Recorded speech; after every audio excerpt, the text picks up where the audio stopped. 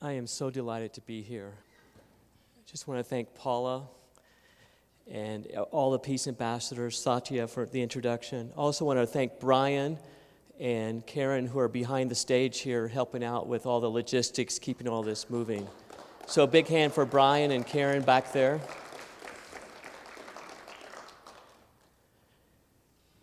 Let's see if we get the slides going.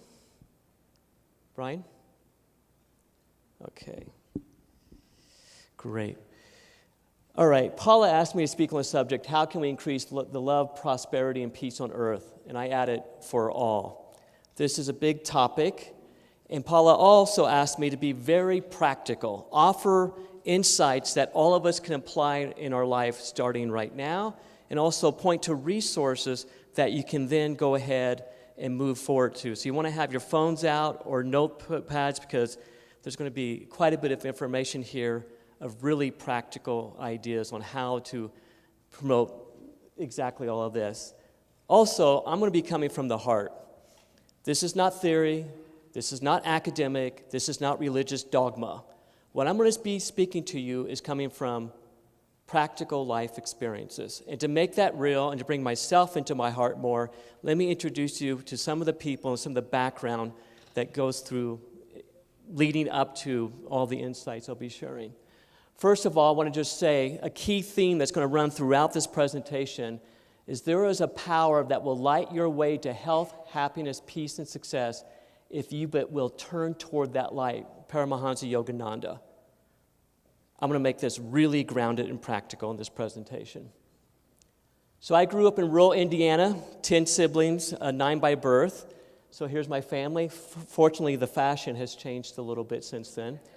I was the 5th born, the only one planned. My mom, when they asked if she was Catholic, she said yes, no sense of rhythm. And so here we are, the brothers. Deeply, deeply love my family. And here we are, recent family gathering. Father worked in a factory, mother stayed home. Lots and lots of love, and all of our kids have put ourselves through college. So a deep love foundation. Some voted for Trump, some voted for Hillary Clinton, and I'm in the middle, and I'm mediating right now. Okay, so this foundation of love is, after college, I then went off to the Peace Corps, Sierra Leone, West Africa. How many people have heard of Sierra Leone? You've heard about the Civil War, Ebola. Okay, this is where I lived. That love I have for my family, I transferred to the love of people in Sierra Leone. Here's Adama Conte cooking with her mother, eating with the Conte family. Instead of staying 2 years, I stayed 4. Let me go back to Adama. Fishing. We had a fishing lure project we developed with Bokri Conte. And here I am with a young boy named Sparky. Peace Corps, the people of Sierra Leone transformed my life. I lived in 2 small villages, Cagberry and Masongbo. Each of them had about 30 houses, which meant 300 people. No electricity, no running water, deep in the bush. Suddenly I was in a place where there was very little media, there was few distractions, and I became aware of the rhythms of life, the rhythms of the moon, cycles of the moon. It was the first time I saw a moon shadow. Cycles of rainy season, dry season, cycles of the crops, hungry season, harvest seasons, and celebration, cycles of life and death, because 1 out of every 4 or 5 children in Sierra Leone died before the age of 4 or 5, and would hear the women wail in the village and the sound of death coming through the village.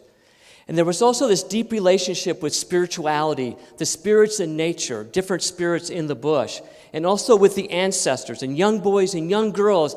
When they would be becoming adults, they would be initiated, and I would hear the chanting, knowing that they're learning about their relationship to family, community, the spirits, and ancestors.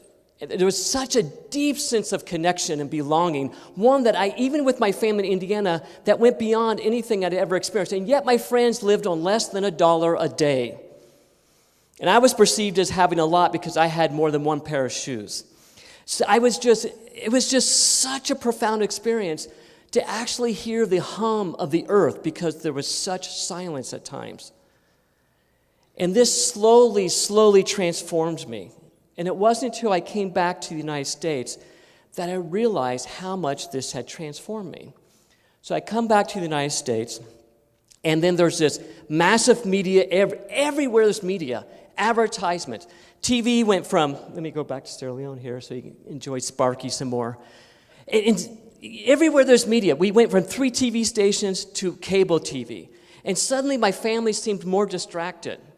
And then I noticed that people were in a hurry and that we were consuming and consuming and consuming. And I would see the garbage placed out. I was like, where does those resources come from? In Sierra Leone, if you have a plastic bottle and you place it out, it's used. And I was like, we have no clue. The water that was being wasted. I helped build water wells in Sierra Leone. The water that we wasted. There was a mindlessness, and there was this consumption, and there was this stress because people were looking at, I must have this in order to be happy. I must have this to be happy. I must have this to avoid suffering. And I noticed that people in the United States seemed to be a little bit less happy than my friends in Sierra Leone, even though their lives were very hard and difficult. And so I was filled with confusion, and I knew our lifestyles in the United States were impacting people in Sierra Leone and around the world. How many people here ever give clothes to Salvation Army or Goodwill? Did you know they can't sell all that? It gets dumped in Sierra Leone, Liberia, all across Africa. I mean, if you look back at the clothes that my friends are wearing, these are hand-me-downs from things that we no longer wanted. Here we are pursuing happiness, the latest fashions and everything, and I've later learned that it would take for people around the world to have what we have, we would need 5 or 6 or 7 earths of natural resources. So I was angry and confused, and at this time then, I happened to, coincidence, there's no coincidence, stumble across the Temple of the Universe.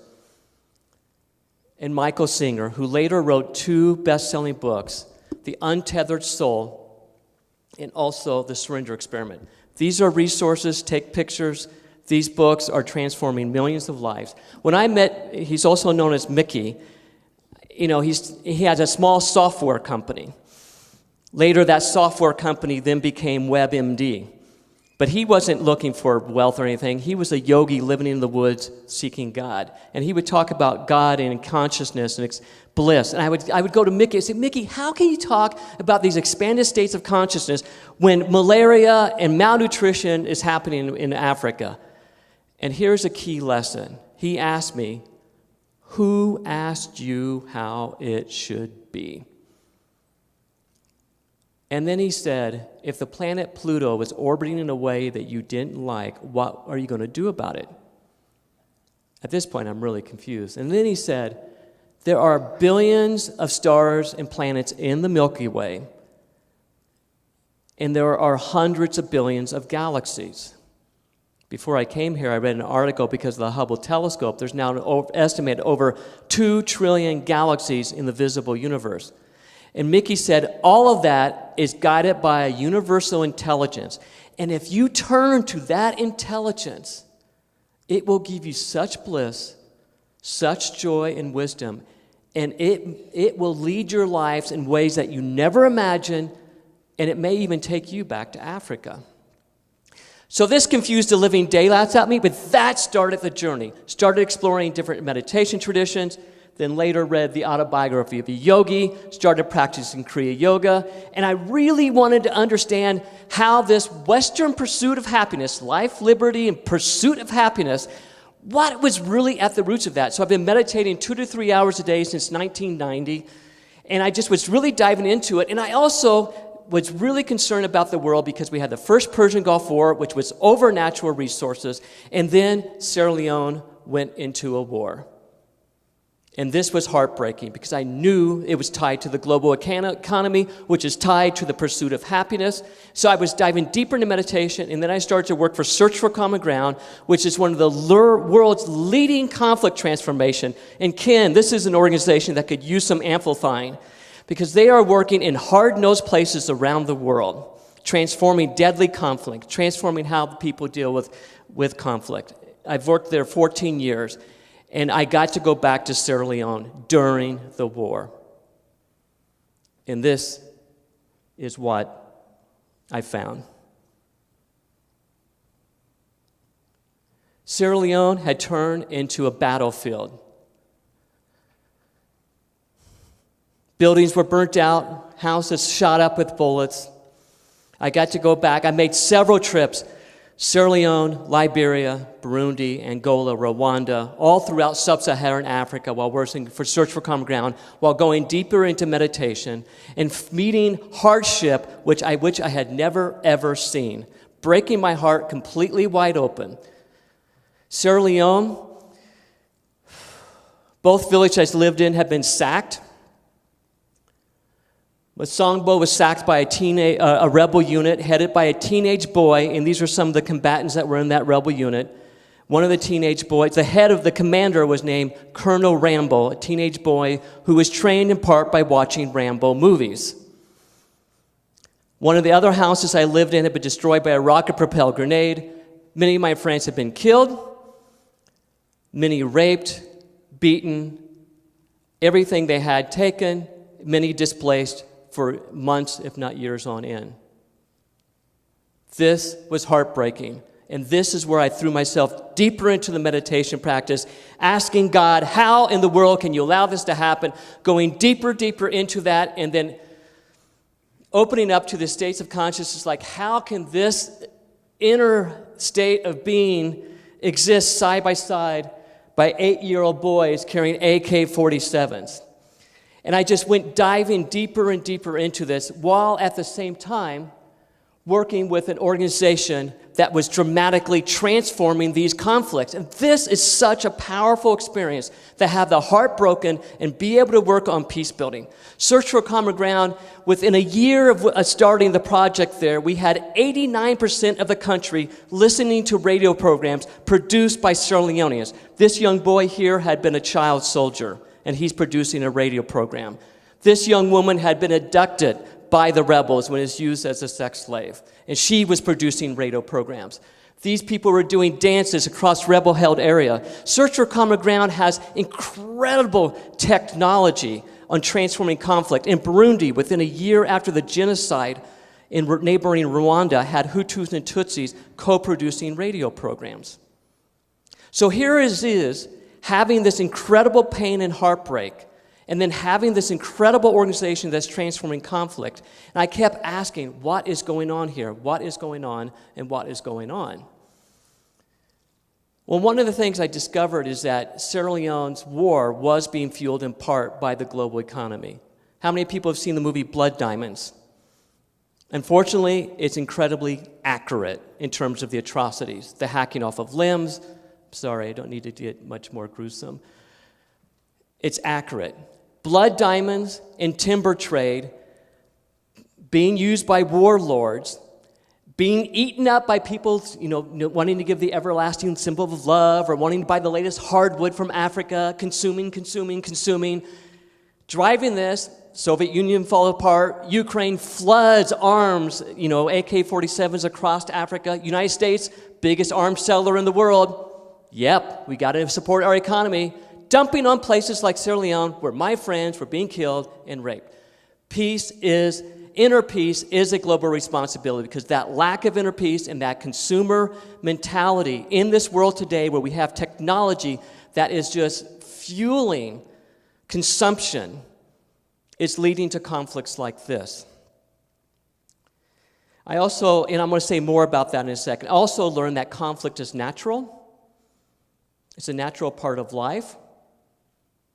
It comes about of differences, and I'm going to say more about that in a second.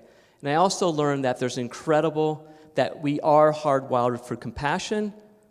We're also hardwired for destruction. It's how we deal with conflict that determines it.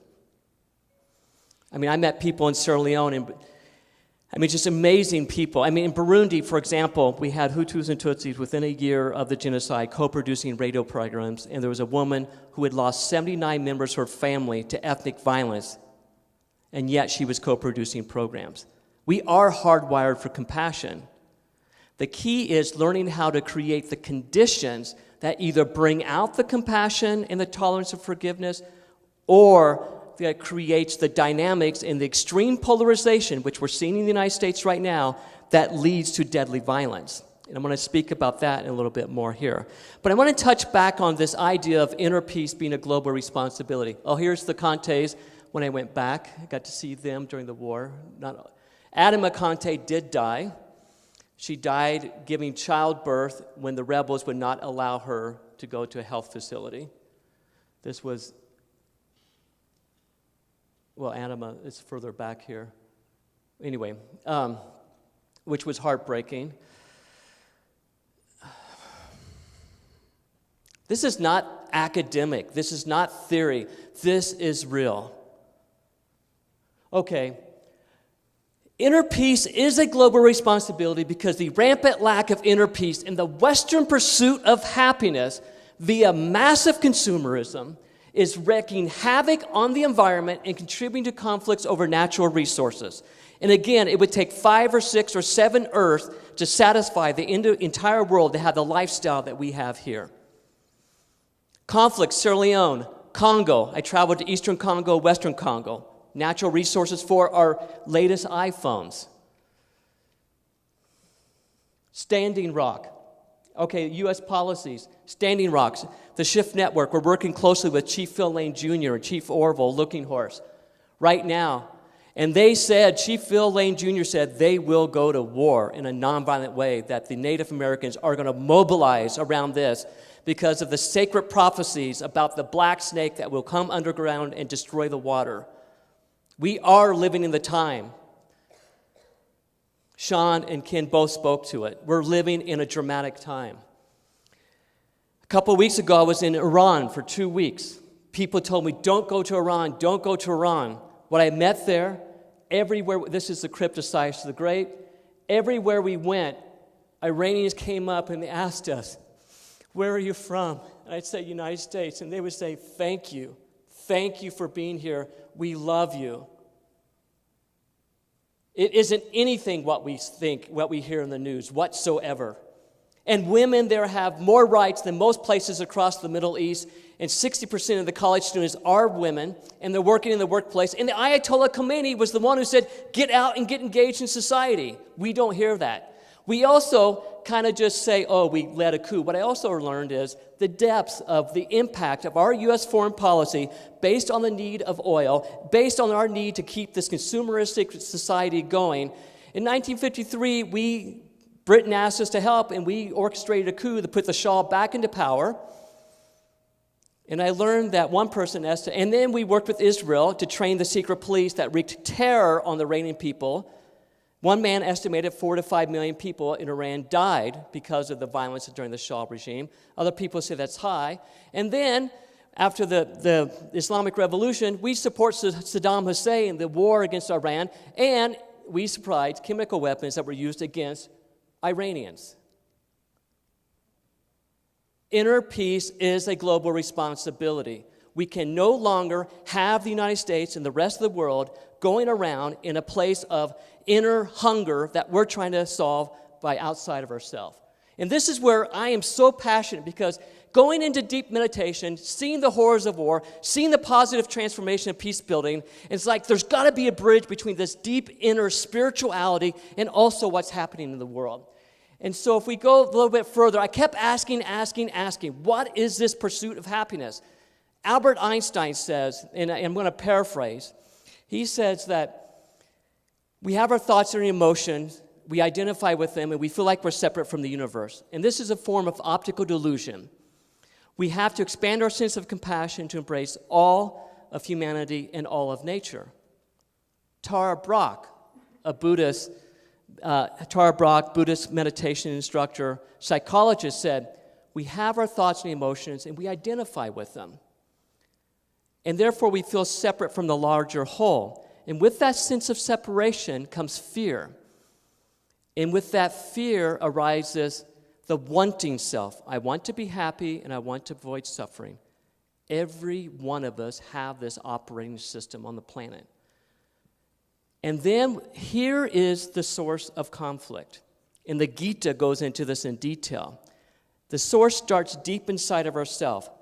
I have this fear, and I'm going to look outside of myself to meet that fear in a world that's constantly changing and filled with duality.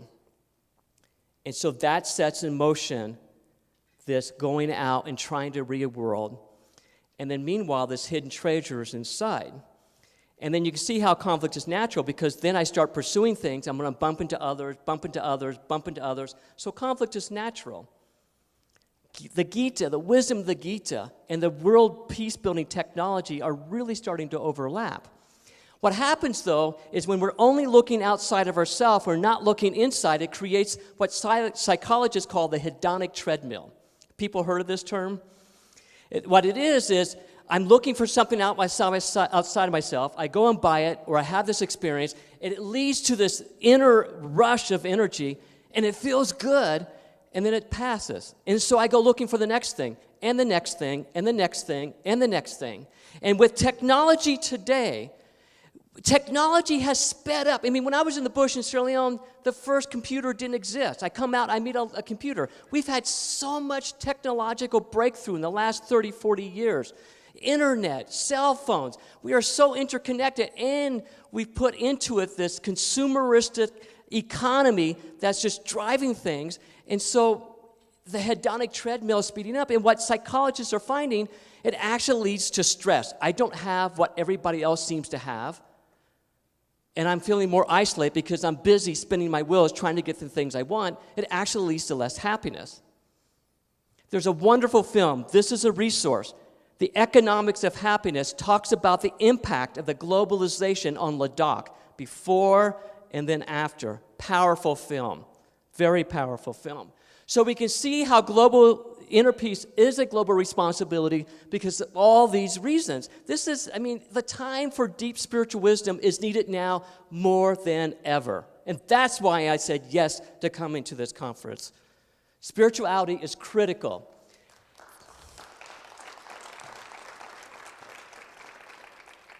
Here's the positive side of inner peace. Yogananda says, one of the first signs of tapping into your soul essence is going into a negative state of peace. And what that is, yoga and these technologies, these ancient mystical technologies, all the religions have them, is what you do, you turn the searchlight inward. The energy isn't going outward anymore, it's coming inward. Very scientific process. Did you know that yoga is estimated to be 5,000 or 10,000 years old? So this technology allows us to come inward.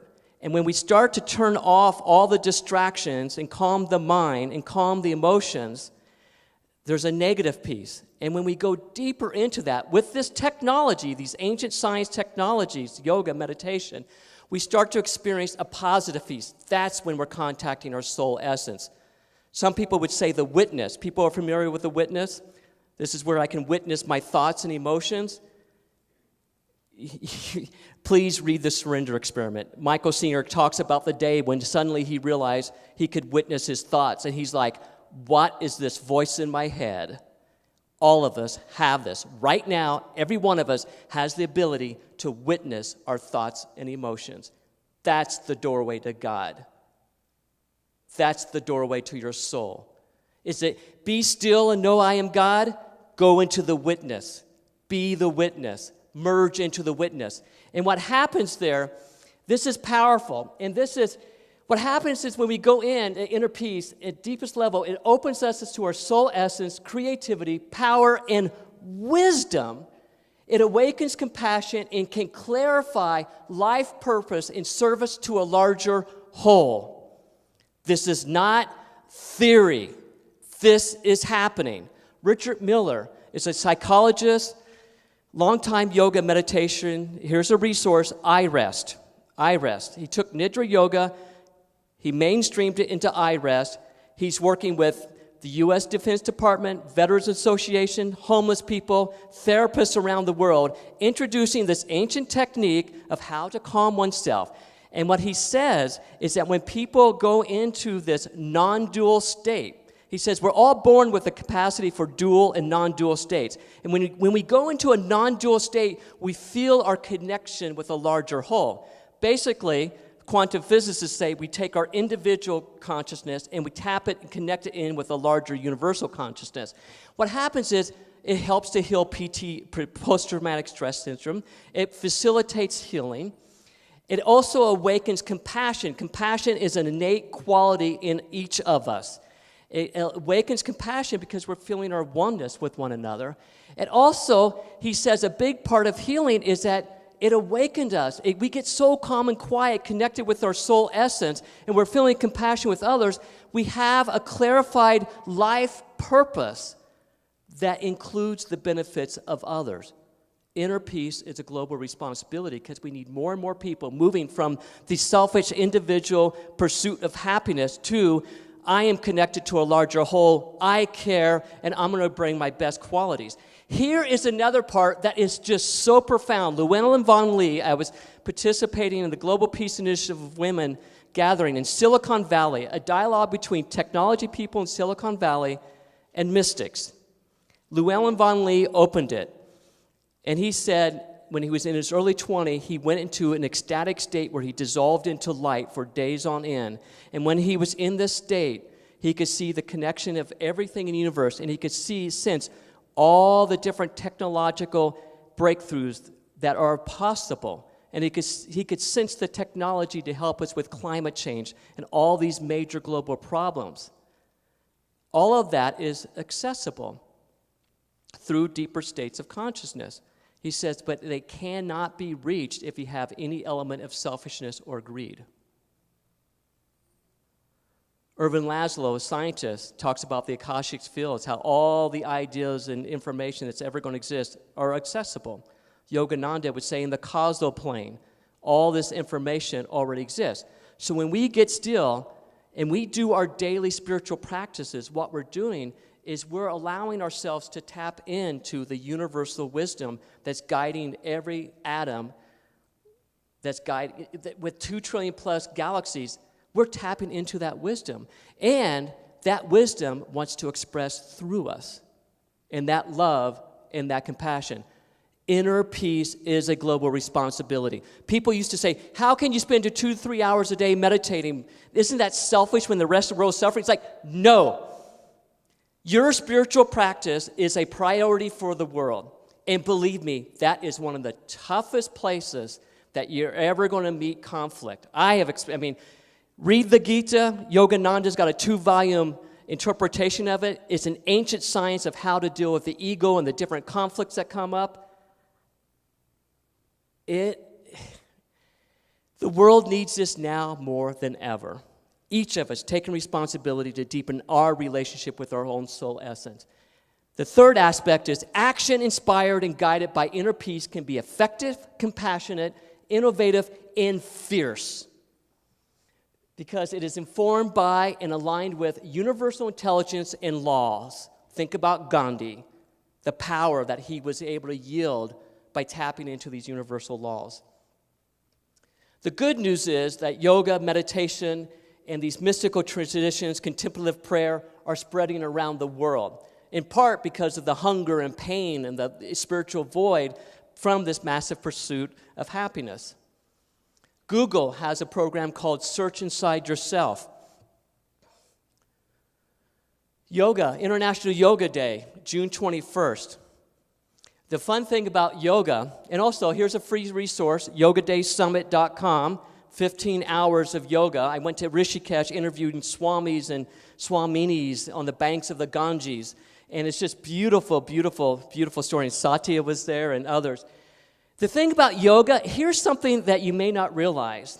Okay, yoga is thousands and thousands of years old, ancient technology, but it was planned by Himalayan masters to come to the West, and they planned it years and years ago, but they waited until the West finally had the start of understanding of quantum physics, where we were starting to understand a little bit about energy and consciousness. Prior to that, the West did not have a language to understand yoga. There's a lot more going on here than we realize. It's not an accident that yoga and meditation is spreading around the world. That is being directed by universal intelligence that's being supported by great masters in the Himalayas and other traditions around the world. They're working on the subtle planes to help us. We have to do our part to moving forward. And Steve Jobs, the only book that he had on his iPad was the Autobiography of Yogi. He read it every year, And at his funeral, he passed it out. He had it passed out to everybody at his funeral. He said, we must self-realize. 3 minutes? Wait. I had 15 more minutes. Sorry. Okay. Okay. Another resource. Watch this film. It's on Netflix. It'll give you a deeper insight into yoga and the deep background. Okay, also, Susan yesterday talked about how group meditations can impact the world. Here's another resource, Subtle Activism, a book by David Nichol that's looking at how collective meditations can affect the world. And there's these large-scale meditations, Be the Peace, that's another resource. You can participate on the International Day of Peace, large-scale meditations that have been expanding around the world. Subtle activism is an important part of peace building. The good news is, and here's a resource, the World Peace Library, and you'll see we've got these cards out there, and I have them here. It's a resource that the Shift Network put together. I joined the Shift Network 5 years ago, and it's been a dream come true because what we've done, we've been interviewing peace builders from around the world. Everyone says world peace starts with inner peace, but it's kind of a big gap. So what we've done, we've interviewed hundreds of peace builders around the world, and we've started, as far as I know, it's the first map that's looking at what is all the different ways that peace building on the inner level is coming out. Science and spirituality, mind, body, spirit, interpersonal, nonviolent communication, mediation, in schools, in businesses, in military. And Al Jubas touched upon it yesterday. There's been this exponential growth of a global peace system, and it's happening on multiple different levels of society. We just don't hear about it.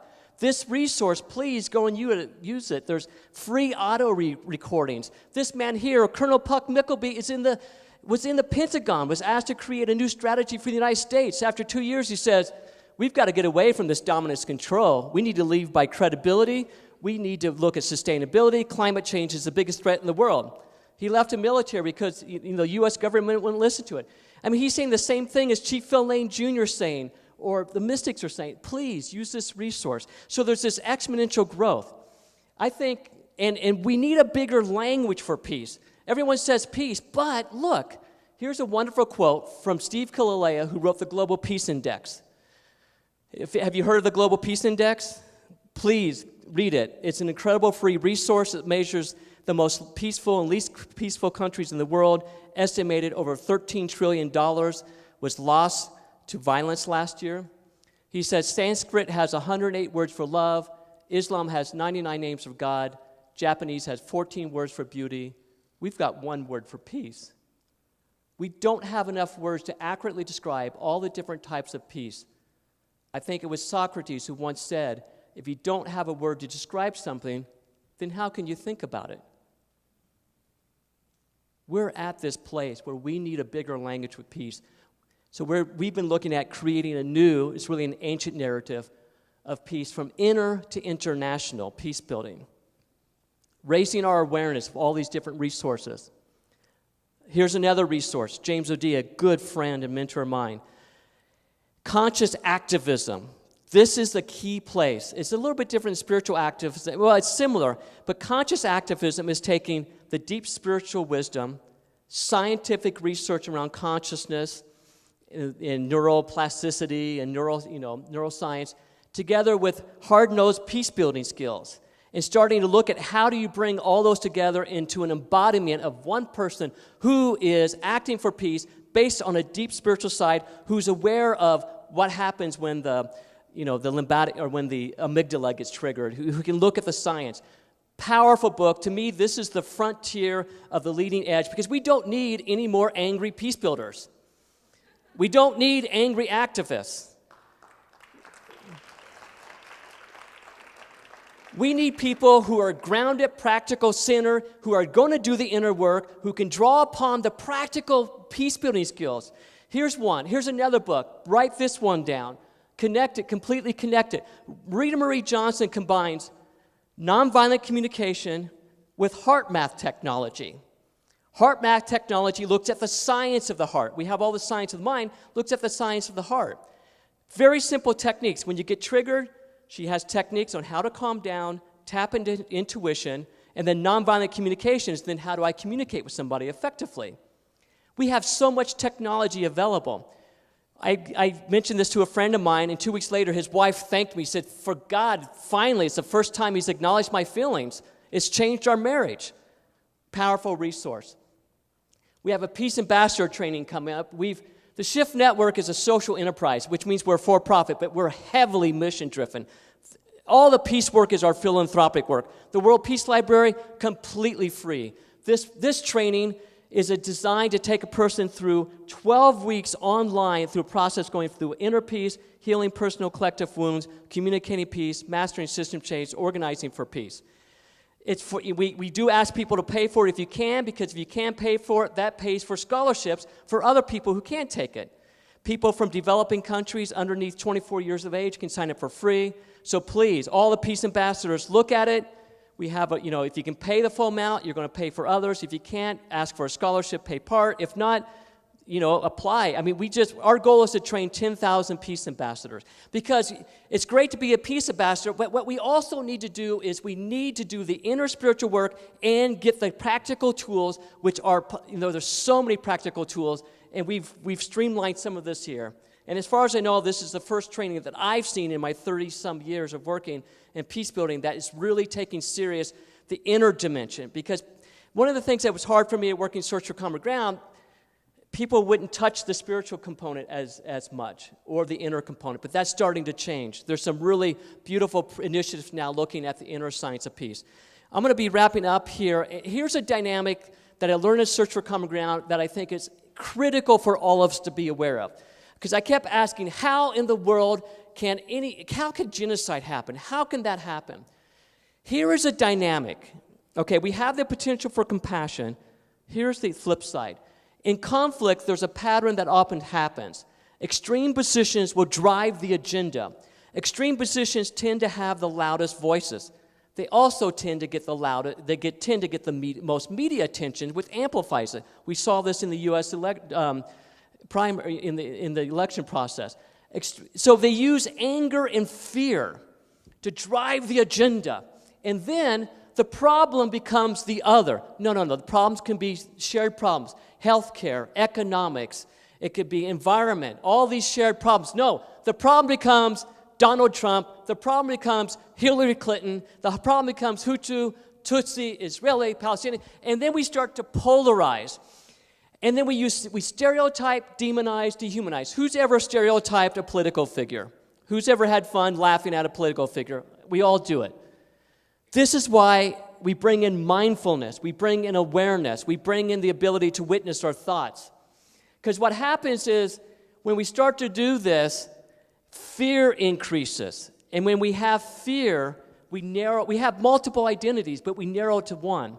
I'm a brother, a cousin, uncle. I love to meditate, bicycle, garden.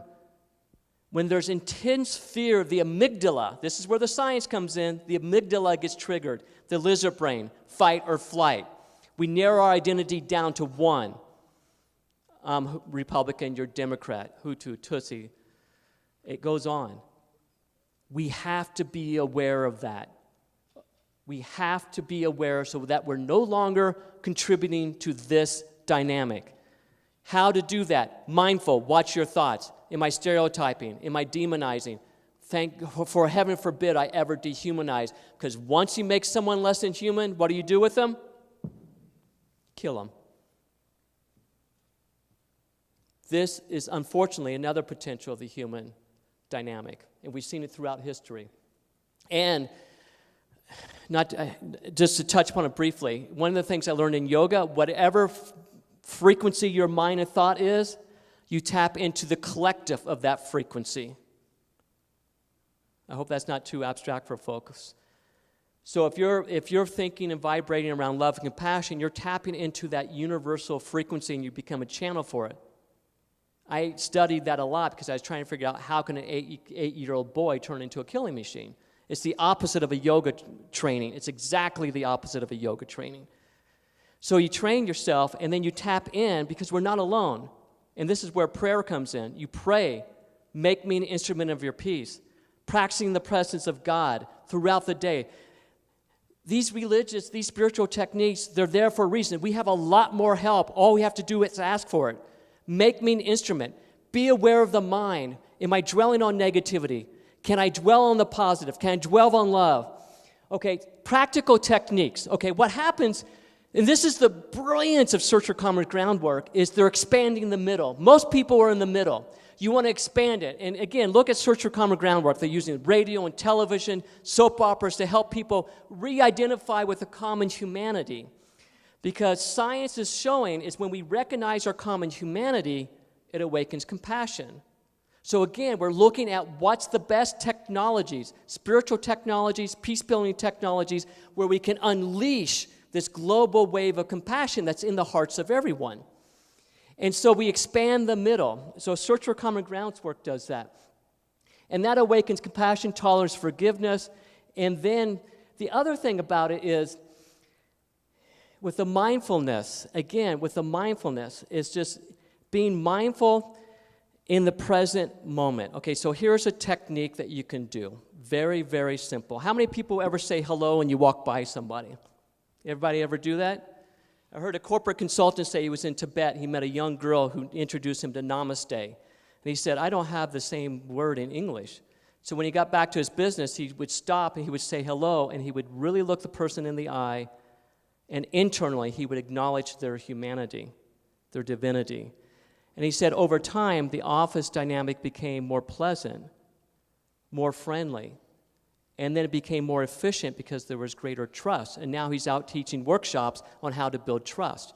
So this is a technique you can do, is when you're with somebody, be fully present and internally just acknowledge that person's divinity and humanity and watch how things change. Second thing is listen. All of us want to be heard. Deeply listen and repeat back. There's a lot of other skills and techniques, but those are some practical ones that you can take out of here. So by doing that, the goal is we awaken compassion, and then we stand side by side and we address the problems together. This is not airy-fairy. Search for Common Ground has been doing it since 1982. There's another group called Convergence Policy Group, Convergence in Washington, D.C. They're actually going through this process of helping groups build trust to address policy issues. Think of all the billions of dollars being used by Democrats and Republicans if they stood side by side and say, let's work together on this issue. This is where humanity needs to get to, and then also tap into the greater wisdom.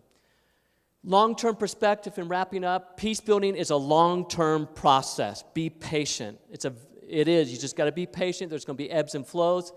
We must believe it's possible. Think about 1942. Who would have thought Germany and France would have open borders? Berlin Wall would fall. South Africa would end apartheid. Yoga talks about Dwapara Yuga. If you're interested in that, it's different cycles. They said that Yogananda's guru, Swami Sri Yukteswar, said in the 1700s, we entered a 24-year period where there's going to be incredible information and technology breakthroughs. The moral development won't be able to handle it. There's going to be extreme wealth and poverty. There's also going to be potential for incredible violence. So you just got to remember we're in a longer-term cycles. And then I love Mickey Singer again. If you ever need perspective when you're meditating, get quiet, expand your consciousness out to the awareness of 2 trillion galaxies, 13.8 billion years, and it's like, who asked me how it should be? And just really merge in with that deep love with the universe. So long-term perspective we must have. So I've talked about inner peace as a global responsibility. Create a new narrative peace from inner to international, very grounded, practical, and actually peace building is cost-effective. Transform polarized conflicts, doing your part right now, not to feed into the fear and anger and the demonizing, and really bring in the common humanity, and let's have a long-term perspective. And again, remember, there is a power that will light your way to health, happiness, peace, and success if you will but turn toward that light. Thank you.